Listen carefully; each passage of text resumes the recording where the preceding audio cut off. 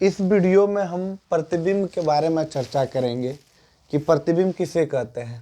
जब प्रकाश की किरणें किसी प्रकाश स्रोत से आती है और आने के दौरान किसी वस्तु पर पड़ती है और पड़ने के उपरांत जो है दर्पण से परावर्तन की घटनाओं को पालन करते हुए वस्तु का जैसा आकृति है वैसा आकृति दर्पण में दिखाई पड़ती है। दर्पण में जब वो दिखाई पड़ती है या तो छोटा दिखाई पड़ती है या वस्तु के समान आकृति में दिखाई पड़ती है या वस्तु से बड़ी दिखाई पड़ती है, तो वस्तु की हूबहू आकृति दर्पण में बनना वो ही क्या कहलाता है, प्रतिबिंब कहलाता है। छोटे परिभाषा के रूप में देखेंगे कि प्रतिबिंब उसे कहते हैं जब किसी दर्पण में वस्तु का हूबहू बिंब का दिखना, आकृति का दिखना ही प्रतिबिंब कहलाता है। प्रतिबिंब दो प्रकार के होते हैं। एक प्रतिबिंब होते हैं वास्तविक प्रतिबिंब और एक प्रतिबिंब होते हैं आभासी प्रतिबिंब। वास्तविक प्रतिबिंब वो रियल होते हैं, रियल इमेज के नाम से जाना जाता है।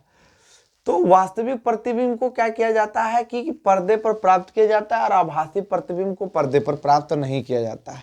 इस वीडियो में हम यह सीखेंगे कि वास्तविक प्रतिबिंब और आभासी प्रतिबिंब में दोनों में अंतर क्या होता है। ये भी जानेंगे कि वास्तविक प्रतिबिंब जो है कहाँ कहाँ पे बनता है, वास्तविक प्रतिबिंब किस किस दर्पण में बनता है, आभासी प्रतिबिंब कौन से दर्पण में बनते हैं, किस दर्पण में नहीं बनते हैं। ये वास्तविक और आभासी को लेकर काफ़ी कन्फ्यूजन रहता है।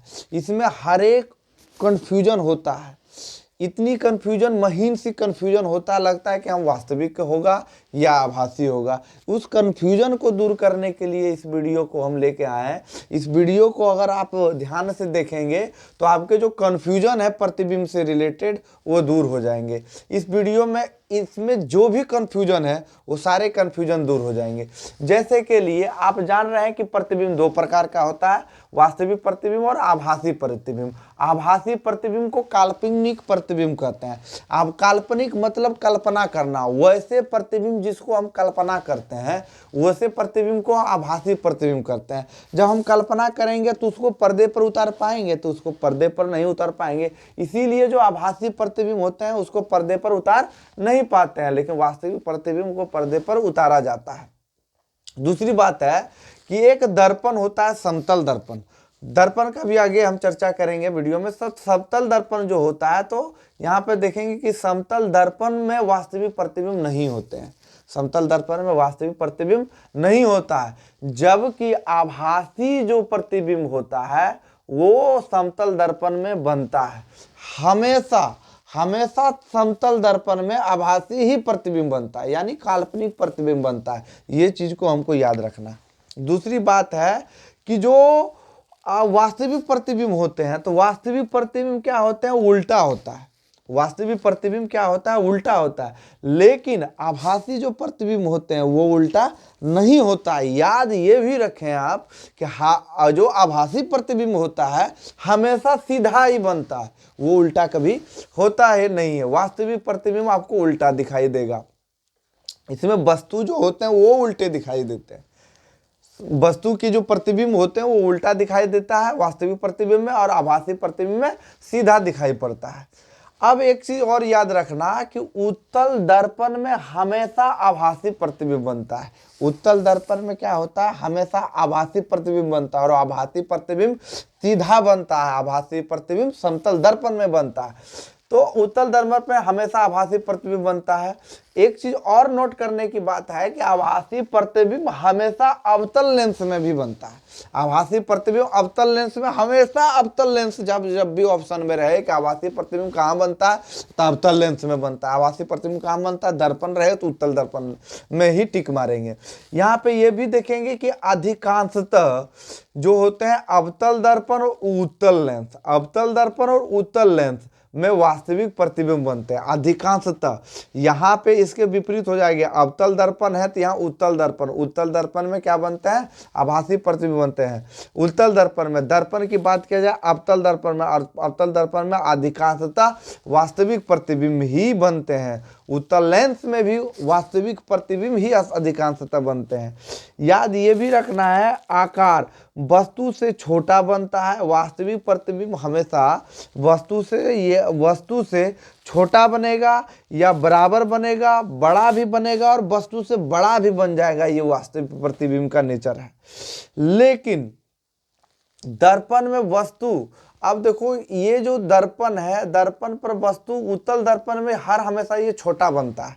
उत्तल दर्पण में जो है आभासी प्रतिबिंब वस्तु से छोटा ही बनता है। ये याद रखना है कि उत्तल दर्पण में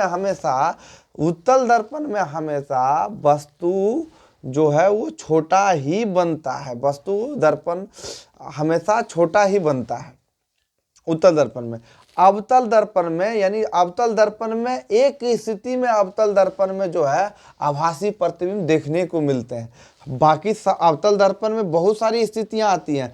अधिकांशतः स्थितियां में अवतल दर्पण में वास्तविक प्रतिबिंब बनता है। अधिकांशतः जो स्थिति आती है वो अधिकांशतः स्थिति में क्या है, वास्तविक प्रतिबिंब बनता है अवतल दर्पण में।